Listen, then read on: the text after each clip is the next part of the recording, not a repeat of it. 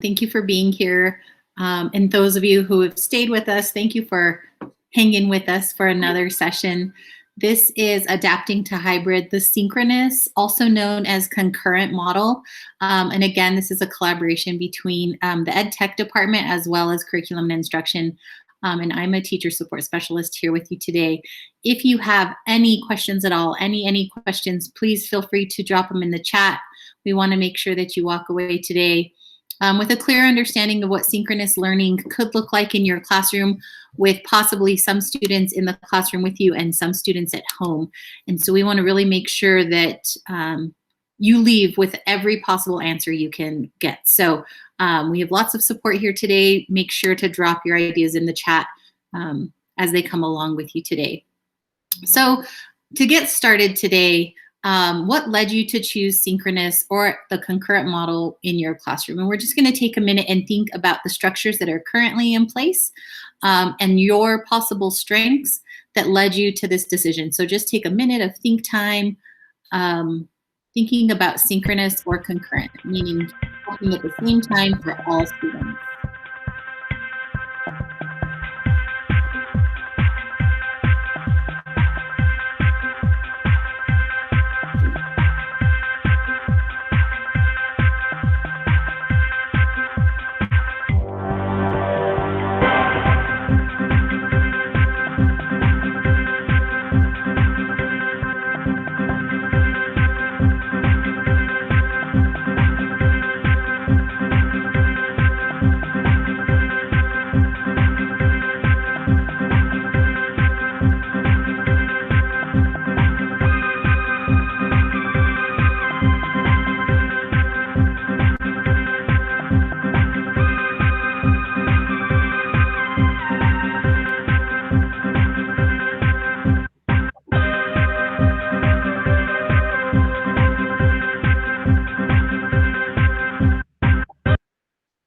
A minute sure does seem like a lot of think time, right? I could think of a million things in a minute.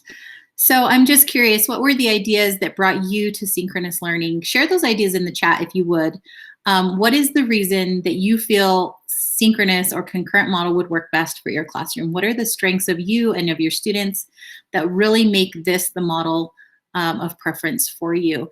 And as you drop those in the chat for us, know that today we're going to dive deeper into this as one of the possible learning models for you. And we're going to give you some specific examples for how content and technology are going to really work together to support this model for both you and for your students. Just like in all of our sessions, this slide might look familiar because we are thinking about content considerations. What is the most important thing that's going to happen during this teaching time? Both with strategies and with tools, along with curriculum. And so how will those all kind of work together to make the most learning experience for your students and for yourself? And then how can we help you problem solve with both technology and curriculum content to make this the best for you? So we will do a lot of problem solving and troubleshooting with you today. Again, the synchronous model, just so you know, is delivering instruction simultaneously for both students at home and in person, so that this is happening streamed live all day long for your students. And there are some additional articles there to read a little bit more into the synchronous model if it's new for you. So one of the questions is, we have a choice, and the answer is yes.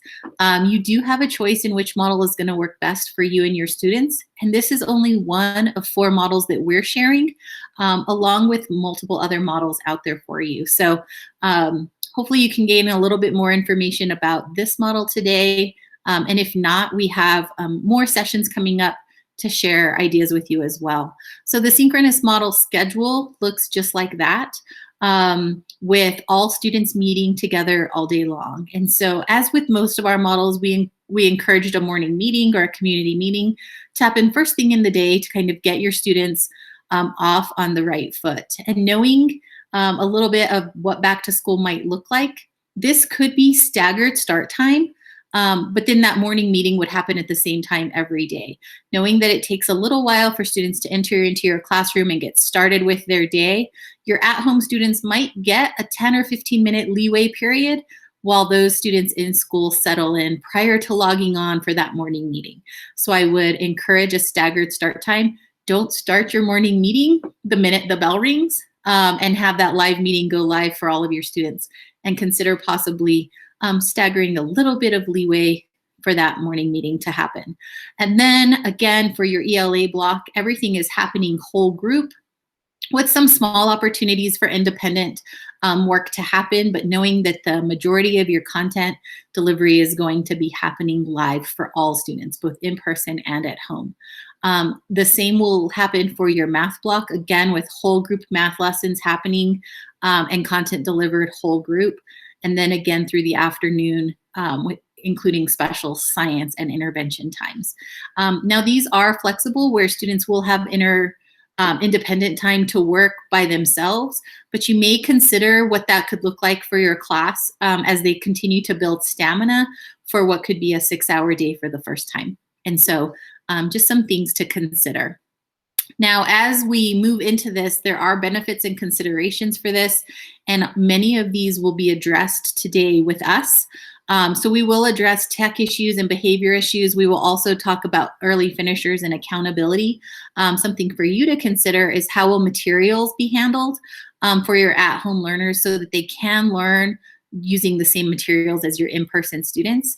And then also considering how will you create collaboration opportunities for your at-home and in-person students also. The benefit of the synchronous model is that the planning is the same. All students will be doing the same thing for a big majority of the day.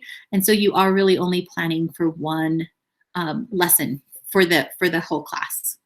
Now, as we move into some of these strengths and considerations for this model, I asked you earlier to consider why you chose this model. And so as we added those ideas into the chat, the ideas that we've shared with you, right, is you might consider this synchronous model if you don't like recording your lessons, right? If you really consider whole group instruction to be your priority and making sure that your students are getting the instruction directly from you live and in person. So if those were some of the answers, then you're in the right place. If you're able to send home materials, like I mentioned earlier, and if you're comfortable using streaming tools through technology, then you are definitely in the right place. And if you need some accountability for your struggling students to complete their work, synchronous learning might be the best place for you because it does give you that opportunity to be live and in person with your students for a big majority of the day to kind of keep that pacing on track for them. We now created a glimpse into a hybrid classroom for you, and we want to share what some of those images might look like. Knowing that this could be your students' first opportunity to go back into the classroom, we wanted to share some ideas and some tips to kind of help get you started in that idea. And so we jumped into a classroom who's been hybrid with most students in person and at home all year long. And so they've never been fully together in a classroom setting. And so this document, and feel free to dig through it a little bit more, is going to really help you with some tips from somebody that's done it for a while. And so some ideas is to use multiple devices and make sure you know which one is live on microphone so that you know which one to talk to is always important. Lots of cleaning stations around the classroom, clear paths to the door, a teaching center which allows you a little bit of movement. Just like your students, you don't want to be stuck in one spot all day long. And so what would that look like? As well as clean and used materials. How will your classroom work for that? This teacher had places where if the students were tired of standing at their desks or sitting in their desks, they had a place to stand, as well as how they would line up within the building and enter into the building as well. So thinking of visuals like that, how to mark off spaces on the floor to allow your students to have their own personal space. I know as a kindergarten teacher, we always talked about my personal bubble, but this gives a little bit more of a literal meaning to that, where Tape on the floor can help a student to really know their boundaries within a classroom. And so consider things like that. Sanitation stations around the classroom could be helpful, as well as a designated computer or stations where students can sit if they go to OT, PT, any kind of outside services, if they have to meet with their special education teacher, something like a designated computer that can be cleaned and sanitized between usage, but that allows them to be in a separate area. And you can kind of see that there are some plexiglass screens that divide the student and the class to provide a little bit of a secure space and feeling for that. How will you organize PPE and have additional masks? Again, if you're working with small groups, the face shields as well as a face mask is what's recommended. And so how will you keep those around your classroom? This document is going to go into lots of different ways to kind of set up your classroom, as well as manage your students and your materials around your classroom for both you and your students. Also, lots of tips and tricks have been added in to really help you get a better first day feel for what this could look like. Again, you can see this teacher has her workspace set up for her, and she can kind of monitor her own space around the children. A great tip that I loved watching was, if at all possible, have the students be the model. While you're still able to project yourself and your voice to your students at home, allow the students to connect with their peers through video anytime possible. Synchronous learning is going to be a long day for you to be the teacher, so allow your students to join in that process with you, and they can either model or share themselves with students at home to allow you also a little bit of downtime. This teacher mentioned often that her voice got very tired from doing the entire day's worth of talking, both projected because of masks and distancing, as well as into a camera. So consider at any time possible to use read-alouds or recorded lessons that can be projected through the Promethean board to both at-home and in-person students, and give your voice a little bit of a break. Any of those things that are routines that happen daily over and over again, consider recording once and replaying for your students over and over. Again, this document might be full of ideas to consider. And of course, we want to thank Carrie Healy over at Carlos Ray for sharing her classroom and her expertise with us.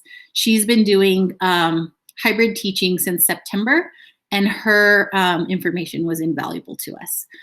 So this document serves as two purposes. One, for you to learn how to do some of the things that this classroom has also been implementing, but also an opportunity to create it as a possible pair deck that you can introduce to your students prior to returning, that they can actually get a little glimpse and feel into what your classroom might look and feel like prior to them returning. And so they could help. If you inserted images of your own classroom prior to them returning, they could help walk through kind of like a virtual field trip, if you would, into your classroom and prepare themselves for what's in store once they get there. And so what you might consider is creating a pair deck of your own or a virtual field trip to the school where you can explain some of the routines and procedures with your students, and they can play along with you and learn about the classroom that they'll be entering in prior to getting there. And so just some ideas to kind of get you started. Anna is going to share many, many more great ideas to support routines and procedures getting started back. So it's all yours, Anna. Super, thank you. All right, everyone. Hello. My name is Anna Kay. I'm a behavior support specialist with APS. I'm one of the elementary reps. And after I'm done sharing this slide, I'll make sure to add my contact information if you have any follow-up questions. But I just want to start by reiterating what Andrea said about routines and procedures, right? We know that these are going to be pivotal as students are coming back into the classroom, or as students who have been learning at home with all of their peers are now learning at home with some of their peers, and some of their peers are in the physical space. So thinking about how we can pre-teach any of these routines and procedures before kiddos are coming into the class. So that, again, might be something like a virtual field trip. If I know that I need to have a hand washing song for my first graders that they're going to do right when they come into class, I might consider teaching that hand washing song this week, so my students have an opportunity to practice it at home. So just thinking about how we can think about those routines and procedures, what they're going to look like, and how we can begin the work to pre-teach them now. We also want to consider ways that we can give students opportunities to have voice in creating the expectations that will help them learn. And this helps them to feel agency in what the classroom environment will be. Many of our students haven't had the opportunity to feel a lot of agency and autonomy this year. And really giving them those opportunities is going to go a long way in terms of just making our classroom feel more cooperative and collaborative, but also in creating those relationships with students. We also know that this increases the likelihood that those expectations will be met if students are co-creating them with us. We know that this is a really stressful time. This is a stressful time for us as teachers, and it means that can make it harder to remember to give positive reinforcement and unemotional corrective feedback. So it can be helpful to have really explicit plans to really help you think about, how am I going to provide that positive feedback for students, and how am I going to use non-emotional language, right, to correct negative behavior. We also know that SEL is pivotal, and so really creating space to prioritize social emotional learning so that we do have fewer behavior issues and better relationships between students and teachers, but also prioritizing SEL because we know that that's what our students need right now. So really just giving ourselves permission to slow down. We know that the academics will come. We know that the academics are important, but thinking about ways that we can really just build in that time for SEL throughout the day, whether it be in our morning meeting, in between transitions, or even just in the afternoon, just setting aside a really large block of time.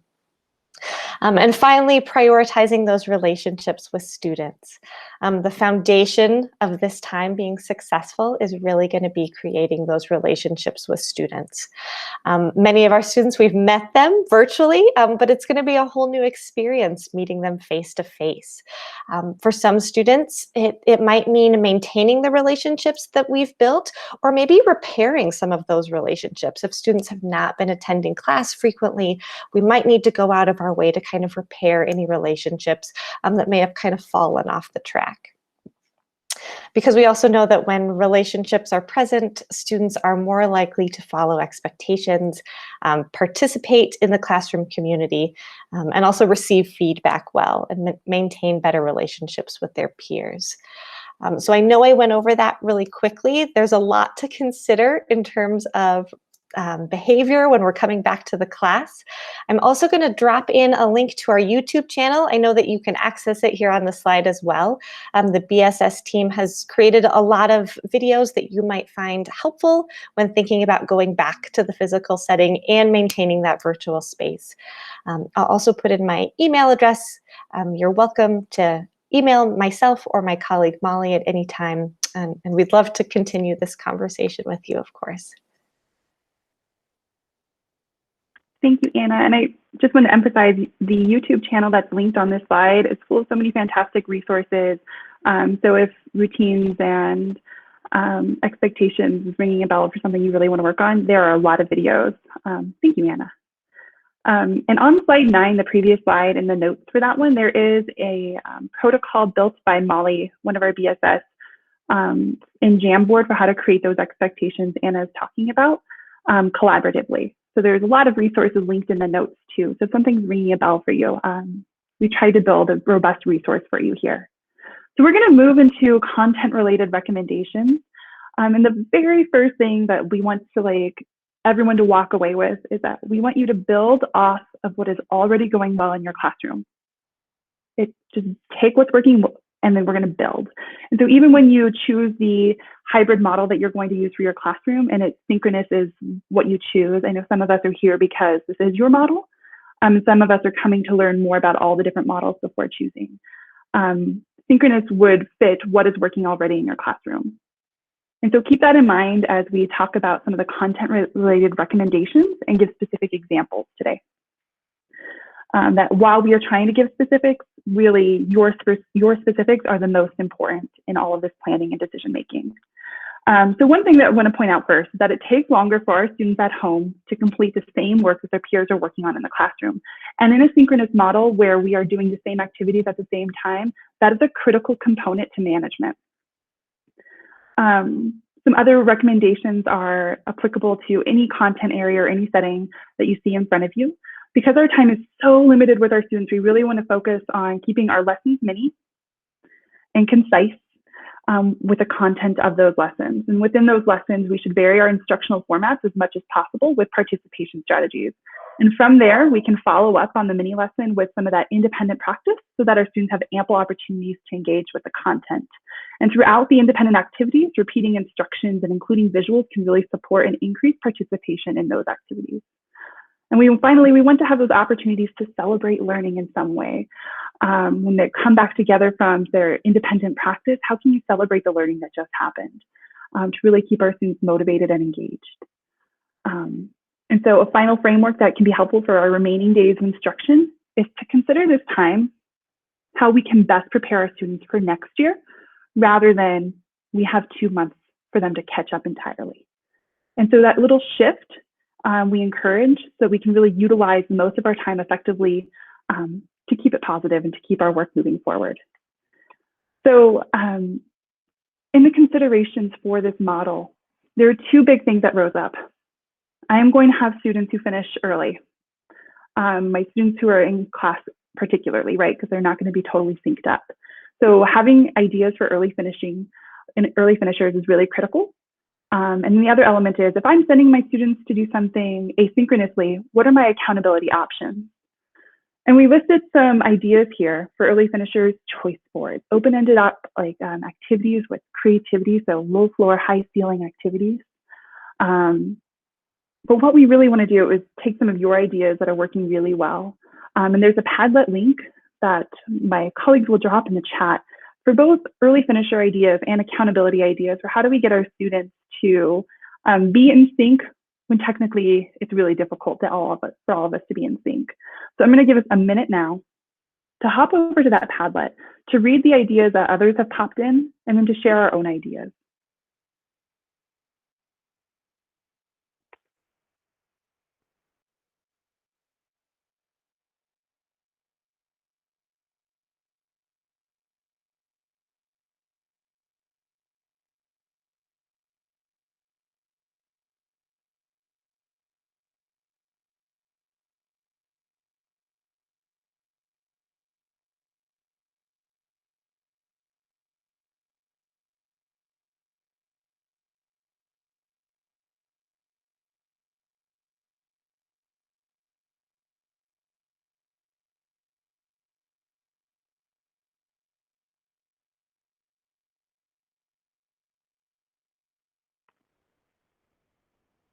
All right, as you finish up there, I'm going to move on to talk about the 2 tech tools that we recommend the most for a synchronous model. And again, I'm going to emphasize, build off of what works well in your classroom. We offer these tools from our experience and from what we've heard other teachers say, is that these are the tools that you need to have the most mastery of in order for synchronous to work well. There are other tools that may overlap or that your students are already comfortable with. Do not replace what is working well, but if you are in search of something, we recommend Jamboard. Google Meet we all use, but we do have some in-depth tips and tricks, and our colleague from EdTech, Tina, is going to share more about these 2 tools. So these are the 2 tools you're about to see applied to specific content examples. So our next goal is to look at specific content that you may use, the curriculum that is adopted throughout our district, and how these tools fit into it for effective synchronous instruction. And these are only examples. All right, so we're going to look at this content example to help visualize and conceptualize synchronous instruction. So first, let's connect back to our essential standard. One of our essential standards in kindergarten, you can read up there, and this standard focuses on one-to-one letter correspondence and is a crucial standard in the grade level. In a synchronous model, we would provide that whole group instruction on this standard, engage in that intentional practice together with a predictable structure that your students are already familiar with and with all of your students. And then we would move into independent practice. And independent practice can look two ways. Either we are all in the meet together, and my students are all sitting and doing the same work that the teacher is offering, or we are going to log off of our meet, do this task, and come right back. The synchronous component, of course, is that we are all doing the same thing. One way that students could engage in independent practice would be to use, in this case, a word work routine, where students practice those targeted letters through multisensory means like tracing the letters with their fingers while saying the sound of the letter, pointing to a sheet with targeted letters and saying each sound of the letter, or even playing a collaborative game like letter bingo all together. Using the letter sounds could be an effective practice. And when they return from that practice, the teacher can check for understanding. I saw somebody in the Padlet say an exit ticket. That would be a great way to check for that understanding and to have accountability. And you could have a reporting out routine that you've already established in your classroom. For example, if your students are used to wait chat, or if you've used a random name picker for a student to report out, that would be an example. So this is the content that we're looking at, just to give a specific example so you can help visualize. Not saying that everybody here is a kindergarten teacher, but just like take a moment to really think about what this could look like. So that curriculum connection, you can see that our resources are linked here, and on the right there's some information taken directly from Foundations. But a little bit further with an actual curriculum example like this, in kindergarten, many schools do use Foundations. Not to say that we all do. To teach this essential standard, when teaching synchronously with Foundations, the teacher can use the Fun Hub to project onto her screens via Meet simultaneously to her students who are at home and in person in the classroom. Many of the Foundation Kit resources that teachers could use to like hold up are already available on that website, or they could use their actual kits. They do not require the teacher to make anything new. These materials are already made and available. Often in a Foundations lesson, students can then utilize like their magnetic letterboard. Like that's a common thing that our students would do to engage with the content. And in the classroom, the students could use those physical boards. However, for your students at home, if they don't have those boards, this classroom that we looked at with Carrie Healy, she actually does send boards home. The kids take them back and forth. But if that's something you don't want to do, you can set up a Jamboard and make a copy of those boards for each student so they can have their own. And Tina has some tips on how to do that she can share. So then you can also engage in some consumable practice as well. And on the next slide, if your students have that physical consumable, like on the right, they can engage in it that way, or it can be made into the background of a Jamboard, which we have linked here as an example where students can then participate in actually writing on the screen. And so this is one example to show how our content that we teach and those essential standards can connect to the tech tool to meet that learning objective. And with that, I'm going to pass it off to Maggie to provide a couple more concrete examples. Thank you so much, Kathy. So on this slide here, you can see that this is another essential standard from a different grade level. And so one of our essential standards in 5th grade is this RI 5.5, and this is more about that comparing informational text structure. So in a synchronous model, we would provide whole group instruction on this standard, engage in that intentional practice with all of the students, and then go into that independent practice. But one way that students could engage in independent practice would be to use some kind of reading routine where students compare text structure or even listen to partner texts. To practice that comparison, they can do this independently. However, you could also put them into breakout rooms and the students could compare together. Then when they return from that practice, the teacher can check for understanding using any selected accountability or reporting routine that you already established in your class. And so if we go on to the next slide, we can see an example with this with Benchmark, because not everyone uses Foundation. So looking at the opposite end of the elementary grades at 5th grade using Benchmark, when you're teaching synchronously with this, the teacher can use Benchmark Universe like the close reader or the weekly presentation to project simultaneously to students at home and in person in the classroom, because those are already pre-built for you. And those are already available on the website and don't require any extra creation on the part of the teacher to make those materials. And so often in a benchmark lesson, the students need their close readers to engage with the content. Well, in the classroom, those close readers are provided for the students. And for students at home that don't have the consumable, you could consider using a Jamboard during the lesson. And so to set up that Jamboard, essentially, same thing as before, you would take screenshots of the needed passages and then place them on the background of the frame so that each student can write and annotate over the text, but not delete or alter the text in any way.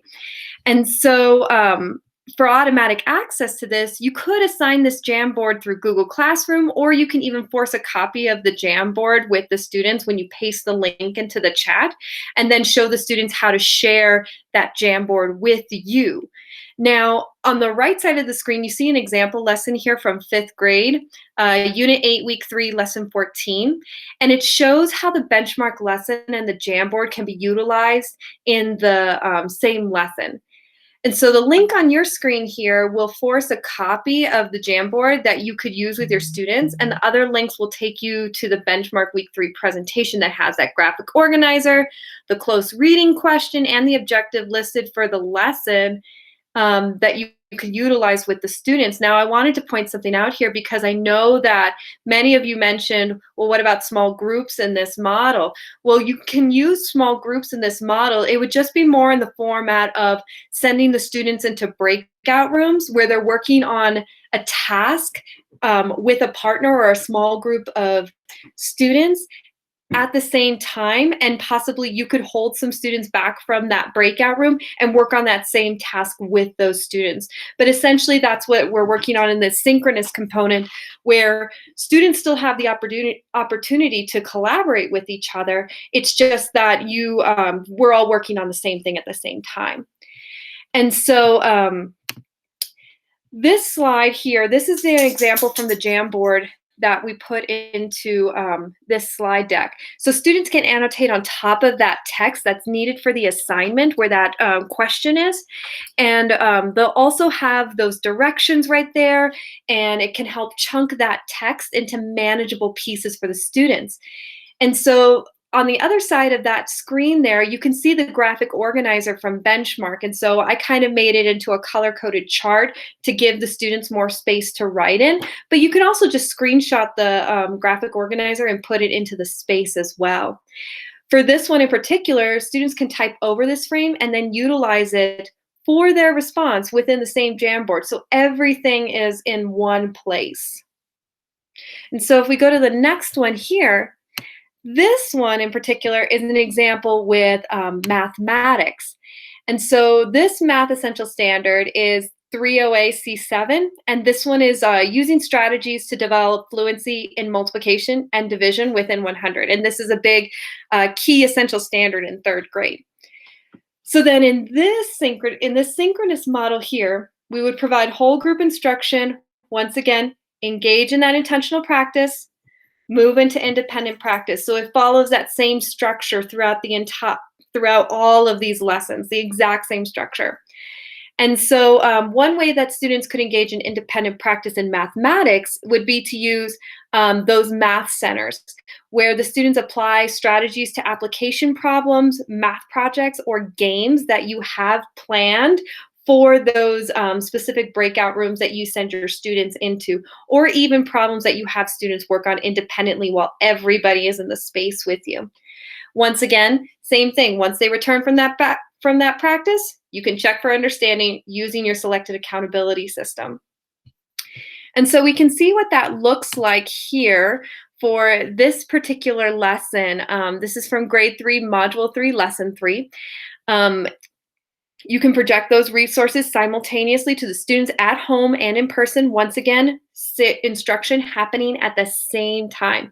Now, as mentioned on the slide, those stepping stone resources are available within the Origo Slate app inside ClassLink. And similarly, Jamboard can also be a great way to provide manipulatives to students at home when they do not have access to them. And you can see from the lesson here on stepping stones on the right how you can teach stepping stones with the synchronous model. You show that Google slide for choral counting. Your students in the classroom and at home are counting along with you to develop that math fluency. You would then teach steps 2 and 3 to the students simultaneously. Students could then work on questions 2 and 3A from their journals, which is on that Jamboard there. And once again, if they don't have their Jamboards at home, that's the link that you could use to get the students to engage in the work if that math notebook is missing, if they don't have that with them. Once again, same thing. You would screenshot it, put it on as the background, and lock the image there. So that way students can write their work and answers on the problem, but not be able to edit the image themselves. And so once again, when the students return from the breakout rooms, the teacher can have students show and share their strategies for that number 3 by holding up their journals to the camera, or by even displaying their Jamboard. Now, a lot of times we know how to do this with MacBooks or Chromebooks, and then there's a specific way that students can do it with iPads as well, where it's clicking on those 3 dots on the right, clicking on the share screen, and starting the broadcast in the center of their screen, where students can then go to their Jamboard application and show their work. Once they're done, they can return to the Google Meet and click on Stop Sharing in the middle of their screen. And then you could then have students play the online fundamentals game, seeing double, and work on finishing their journal page independently, which can also be assigned through Origo Access, or you could even have them doing some kind of a math investigation as well. But essentially, once again, same thing. We're doing the same things at the same time. You can also engage in other activities during that independent practice time in those little small breakout room groups. And listed on this slide are some additional ideas like teacher-led centers and number sense activities that you may already have built in. Now, if we go to the next slide here, this is for additional independent work in math. Students could engage in work within their Stepping Stones journal, the iReady iReady assignments, and other asynchronous math activities. So you're not just restricted to one program. You can use whatever tools you already have in your teacher toolbox. And so just like other content areas, you can have the students work on these independent assignments, but you'll also want to consider those accountability measures that you will include for those math stations that you have, those components there. And then once again, choice boards are a great way to engage students and provide them with some agency to choose activities throughout the week. And these are especially great for those early finishers. Of course, you'll want to consider what accountability measures you would have for these stations. But the images on this slide link to example choice boards that you could make a copy of and utilize with your students. And so either one of these could be utilized for math or for literacy as well. And there's going to be a link in the notes of this slide deck, this particular slide as well for you. And now what I'm going to do is I'm going to pass it over to my colleague from EdTech, Tina, and she is going to take us through hybrid tech tool solutions. Kathy, can I bother you slightly to still the screen? All right. So I was going to still the screen. Sorry. So I'm Tina from EdTech. And I am going to be sharing Jamboard because these awesome ladies have told you all of these amazing ways to use Jamboard with instruction. And I think they're absolutely epic, and they're doing a brilliant job. I was asked to just come on and talk about some tips for using Jamboard in this synchronous hybrid model, and then how you can use this with sort of a workflow or organizational tips for synchronous learning, and then some little troubleshooting resources that we have. But what I wanted to talk about is why we had discussed all together in this group of why we essentially thought Jamboard would be a great tool for synchronous instruction. One of these reasons is that it can run straight through a Google Meet, and it can be run right through Google Classroom or through the Meet, and you can have that Jamboard all set up. It really does work for full classroom engagement and collaboration in a synchronous setting because everybody can be on that Jamboard at the same time, and you can add different elements and different parts and different pieces to it. So it really does lend itself for that full class instruction, as well as going into that small group instruction where Jamboard can be set up with 1 frame per group in conjunction with those Meet breakout rooms while still teaching it at the same time synchronously. And then for individual instruction, Jamboard templates can be created and shared for everyone getting a copy, and you can share that through Google Classroom. So one of the reasons I kind of wanted to still the screen, so sorry you guys, but thanks for letting me do that, is through this slide deck, you can still have access to a quick start guide if you've never used Jamboard before. And we have a slide deck here that, and it has audio added to each of those slides where you can look at tips and tricks for synchronous instruction with using Jamboard. So you can click on those, which is kind of fun. And what I wanted to do is I wanted to show you that within that slide deck on the previous slide, you're going to have access to this Jamboard. So some of the tips and tricks that and I think, oh my goodness, everyone shared so much today between Maggie and Kathy and Andrea, but they've all shared some awesome different ideas. Oh, and Nana too, sorry, about using Jamboard in a specific way for synchronous learning. So I was just gonna show you a little bit on the Jamboard how to set that up. If you've never used Jamboard before, it's really intuitive. It's got drawing tools here, and then you can move things around. And a lot of times people love adding sticky notes to stuff. But one of the things that was really talked about was adding a background. So this is how you set that background, and it's just become new. So I'm gonna throw my happy emoji off to the side. And you can take those screenshots of things, and that's just going here to add image. And I'm going to use upload, but you can pull from Google Drive or do an image search, and it works best if you have a JPEG of that worksheet. So your roomies and your homies can have that same worksheet that they're working on together. One of the other sort of tips and tricks for having Jamboard in a synchronous situation is saying that incorporate templates. So what I mean by that, make yourself work smarter and not harder, is set up backgrounds that you don't recreate the wheel every single time you're doing a background for synchronous instruction.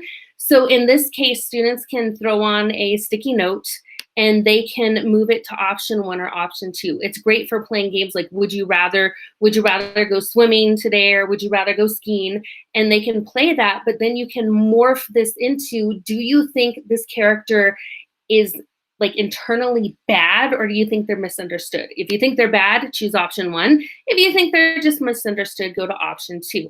And you can kind of narrow that down over time with some other templates. So see how you've kind of broadened this out to like 4 different areas.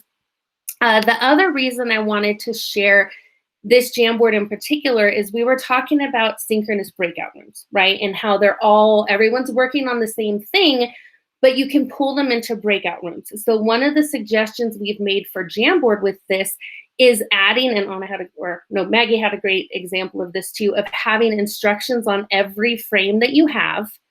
Another thing we suggest is within those built-in Google Meet breakout rooms, you can name them. So when you're in the Meet itself, you can name the room 1 red.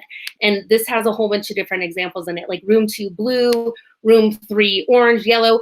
And then when the students go into that breakout room, they have all of the instructions.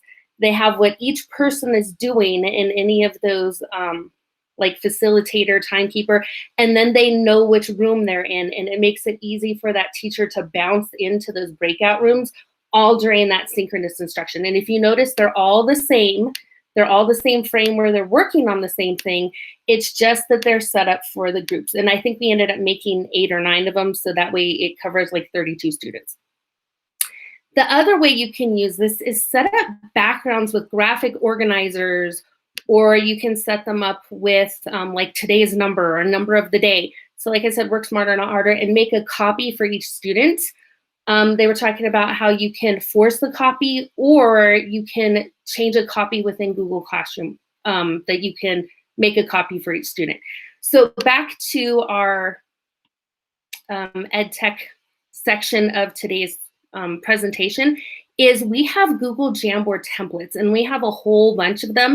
And anytime that we keep finding them, and if you guys find any in curriculum and instruction, if you guys find any too, we're trying to add them all to the same folder. So if you click on this folder, it's going to, if you open it, I think it's over here. If you open these templates, it's going to have all of these different templates. There's like calendar math. There's different like ways to answer things. There's various graphic organizers. I mean, there's just a Frayer model. There's a whole bunch of them. There's money manipulatives. I think we have some that have base 10 blocks. So you can just keep changing the background of it, but it always has those base 10 blocks on it. So if you want a copy, the way you do this is you click on that template once you open the folder. And there's a couple things you need to remember when you're using a Jamboard is before you share it out to students, you're going to want to go to share settings and make sure that everybody can edit the Jamboard, or else they're going to be able to see it, but they can't actually do stuff on it. So go to share, and anyone with the links to see how it's restricted right now, you're going to want to change this to anyone can edit it. So that way the students will be able to get in there and manipulate and draw and do different things on the Jamboard. So just make sure you're setting that up any time before you share it out or anything. And then if you want your own copy, go to these 3 dots and make your own copy, and you'll have a copy of that template for you. The other thing we were going to be tasked with talking about, so that was kind of what I wanted to share my screen for, is the idea of using Google Meet for synchronous instruction. So utilizing host tools for synchronous instruction, sometimes I forget about them, I'll be honest, but if you get in the habit of using them and you have the students use them and you say, okay, make sure you raise your hand if you want to say how you solve this math problem, and then they get used to raising their hand, you can go over to people on Meet and you can call students in order. You can utilize those polls and Q&A tools. Use the camera. I know that I don't really believe, I'll just throw that out there, that I don't believe you have to have your camera on, but utilize the camera as a teaching tool. So if you say, okay guys, if you agree, keep your cameras on. If you disagree, turn them off. And then just keep asking questions. And it's just a really quick way to keep students engaged. And then what's nice is you can do this with your roomies and your homies at the same time, because you can say, okay, and I saw a teacher do this, it was really cute. If you agree, turn your, keep your cameras on, or go like this in class. And if you disagree, cover your eyes or turn your cameras off. So it was kind of making sure that you're covering both groups at the same time. Set up Meet on one screen and extend your desktop to your classroom board so you can watch your Meet set up almost like another student facing you, so students feel like they're sitting in the classroom with you. But to Kathy's point earlier, you also want to take some time to share that screen on the board as well, so that the students in the class feel like they're part of the classroom all together with the students who are at home too. So it's kind of flipping back and forth in that space. Another thing we were talking about is incorporating the built-in breakout rooms versus nickname rooms. And that can get kind of confusing. So what we've done is we've built this sort of different ways to make breakout rooms in Google Meet. They kind of serve different purposes. So it goes over the difference between a built-in breakout room versus a breakout room that is made with a nickname. So you can click on this and check it out and look at all those different ways. And it also has the template that has the stoplights in it as well. One of the other things is, if you have ever used Google Meet, saving your voice, they were talking about it at the beginning, utilize a lot of videos. Some people still weren't clear that the best way to share videos within a Google Meet when you're presenting is to share your tab. So it really pulls the sound within the Meet is to share your tab, and that works the best for students at home. And then if you're sharing your tab, you can pull that tab up to the board, and then it'll play through the sound within the classroom as well. So we do have just a really quick sort of infographic one-pager here with some of the tools that we're going to be talking the most with all of the different hybrid sessions like Pear Deck, Jamboard, Flipgrid, and some of the more common things we notice or we get, calls on or emails or anything of troubleshooting. So like if a student edits the wrong page in a Jamboard, there is an undo button. Teach students where the undo button is. If students accidentally delete something on a Jamboard, you can't track it right now. It is going to come out in version history, but you can go back and undo and it'll kind of show you some little tips and tricks on that. So we do have all of that for Jamboard as well as Pear Deck and Flipgrid. So if you do want to reach out to us at EdTech for more info, we do have some calendars of trainings and a Q&A form and stuff, but that's just all going to be linked in this presentation, kind of where we've got it. I'm going to stop presenting and hand it back to the awesome team that we've all been collaborating with. And thanks for just listening to my EdTech piece. We love listening to your EdTech speech. Thank you so much, Tina. That was like so much valuable information, and I learned a couple of things too. I hope everyone else did also. So we are going to close out just by sharing a few more resources and finish with enough time to have some Q&A as well, because I know that we all have questions. And just like there was information on how to reach EdTech, here's some information on how to reach your TLN team, your folks at CNI. In order to reach out to us, feel free to email us, TLN team. Our website is full of all the resources that we just shared. We're also on Twitter and YouTube. I wanted to point out one resource in particular here, which is the back to school guidance document at the bottom. This document is full of more ideas that it's just another format, and some of them we did not share today.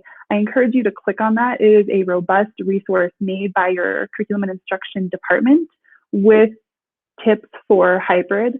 And so if you need another resource to really help wrap your mind around it, we encourage you to look at this. And it also has some testimonials from teachers who've been teaching in small groups or in hybrid already. And so you may find more information that you truly feel you need. And with that, we will move into our Q&A. You can feel free to unmute. You can also type it in the chat. And our BSS, our folks, Maggie and Tina, are also here to answer questions. We'll open it up to you all now.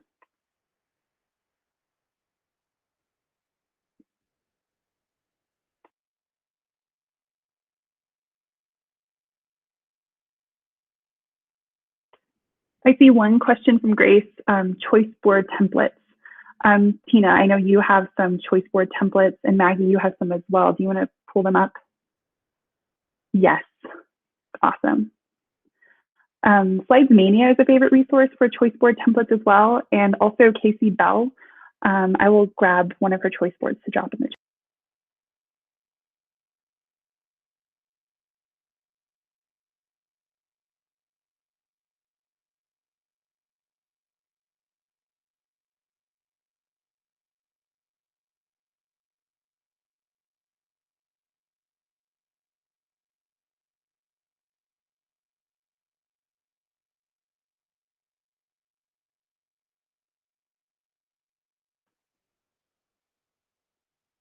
So our next question is, what are some ideas for the at-home students to do while practicing routines at school that don't apply to them?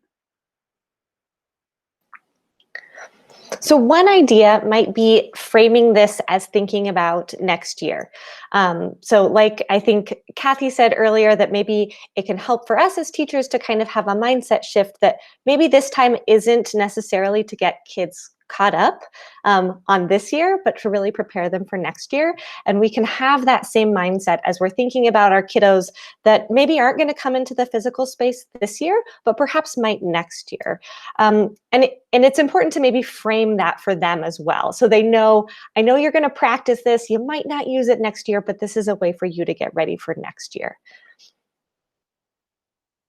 And another idea might be also thinking about how maybe this doesn't pertain necessarily to them coming into the physical classroom space, but maybe this is a tool that they can practice using at home. It kind of depends on the routine, but it can also apply to their home environment, even if not kind of in the virtual academic sense. You know, Anna, if I may kind of build on that with an example. So I know, for example, when you go back, just like in what we do normally in classrooms, we have to practice a fire drill every day, right, with our students. And so one of the things you might have is you may have your students that are with you practice the fire drill, but then you may partner that with your students at home, a fire safety video. Like, what do you do at home when a fire happens and everything? And so kind of partnering that with each other, so that way the students are still getting something out of the time that you're not there with them, but it's something that you could just quickly give to the students to do while you're practicing that fire drill with the students, and then being in that space, and then having the students be in that space where they're engaged in something else, just for that 10-minute time period. So then that way, when you come back, you could even have like a whole group discussion and say, hey, you know, outside we practiced the fire drill at school. This is what it was like. Students, why don't you share what it was like for you to practice a fire drill at school? And like, hey, students at home, you just watched a video about fire safety and what to do if you're at home. So what did you learn? And then kind of find the commonalities between them. So that can really open up some really great discussions and community building between the students at home and students in school. Another question we had is, are students in class logged into the Google Meet? Andrea, you popped into a classroom where they were teaching in that hybrid setting. Do you want to talk more about how they manage Google Meet?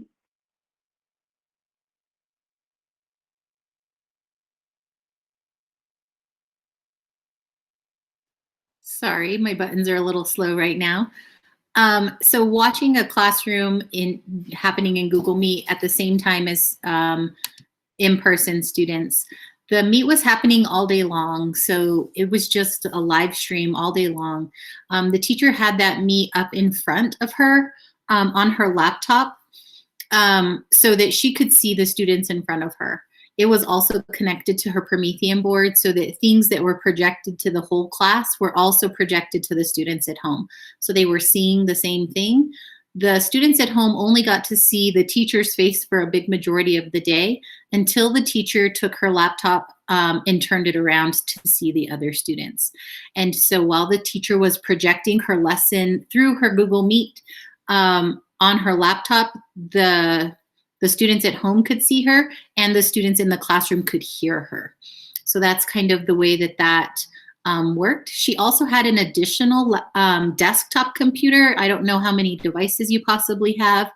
And that desktop computer was also connected to the Meet as well. And that's where she shared her visuals, either her slides with her foundations board or her math manipulatives on an additional screen that way, so that the Meet was just the students' faces. It wasn't connected at all to the material that they might be seeing. So that was just one way. One of the slides does kind of walk you through that. It's a visual of how she set that up. The teacher also had a workspace for herself so that she could sit, she could stand, and she could also move off to the side away out of the screen's view, and the students could see the class. So consider possible ways to make that happen, and practice now while you can, even though your students might not be in the classroom with you. You have the opportunity right now to go in and set it up and project to only your students at home, but you have an opportunity to kind of space it out and see what space works best for you. What do the students see besides you or behind you? How much space do you need to be able to make it function while you're still projecting to your students virtually at home? And so now would be an opportunity to kind of set it up and play with it prior to having students in the building with you. Another teacher in the guidance document shared a little bit from her classroom as well, just to build off what Andrea said, where her students who are at home would sometimes feel neglected. And this was Nicole Harder over at Hawthorne Elementary School. So in her small group work, she found her at-home students felt neglected. And so one thing she did is she turned her computer, and I like the lazy Susan idea from Nicole Evans. so that the students who are at home can see the classroom and see that she's walking around. And the reason why during this independent practice I can't come to you is because you see me moving, which to help them to have an understanding of what the teacher is doing. Our next question is, I would like to do a lot of activities outside. Have any teachers done this with the synchronous model? I have not seen this. Has anyone else? I've seen a teacher connect to her classroom Google Meet using her cell phone, so that way she can take it outside with her if you're comfortable doing something like that. You could also use an iPad that could connect to Wi-Fi that way. Carrie Healy, who shared, she gives her students her cell phone and allows them to take it to recess with them so that the students at home can be at recess with their peers, and then gives the at-home students a downtime when the students return and are having snack. And so kind of just to, you know, get the most of both worlds so that they don't also feel like they're missing out on something as well. But a cell phone or an iPad outside could work for outside activities. I would think another idea to be able to do that is that I'm doing an outside activity with the students, and at home you're doing the same outside activity but outside of your house. And when we come back, we get to collaborate and see what was the same and what was possibly different. If it's an activity of just observation or collecting some kind of information. Tina, do you want to share what you just typed in the chat? Oh, teachers, I don't know the details on this yet, but they're going to be getting 180-degree cameras and microphones. So one of the things that we're playing with in the office today, I guess, is it's a 180-degree camera, so it can see essentially 180 degrees at once. So it attaches, as far as I know, onto your computer, I believe, and so you can set it one way or you can flip it around and it will run through the computer into the Meet. So that's kind of fun. We're still getting info on that, but they will be coming. I am not sure for all teachers. I didn't make the order. I'm sorry. I looked at that. I think they said any classroom teachers and for teachers. So I would assume that would be true, but I'm not going to say yes or no because I don't know how they ordered. I do know they're going to shove them, I think, in a box and try and get them to each school and just take them, and then they can disperse them over at the school. So I kind of think it depends on that. Going with the PE thing, I have seen some students go with their devices outside and they can take pictures of things with their Chromebook, like take a quick shot, or with iPads especially, and then the kids at home can do that too because it says just go outside, you know, show that you're, you know, jump roping, doing something. Then they can come back into a Jamboard or into something and they can upload those images into it and see each other's stuff within that. So that's kind of fun. We don't know when we're getting these cameras exactly, but I know they're working extremely hard to get them before April 5th. So, I know. That is such great news. Thank you, Tina. All right. If you have more questions, feel free to pop them in. I'm going to stop our recording and we'll hang out for a few more minutes if you have some specific questions.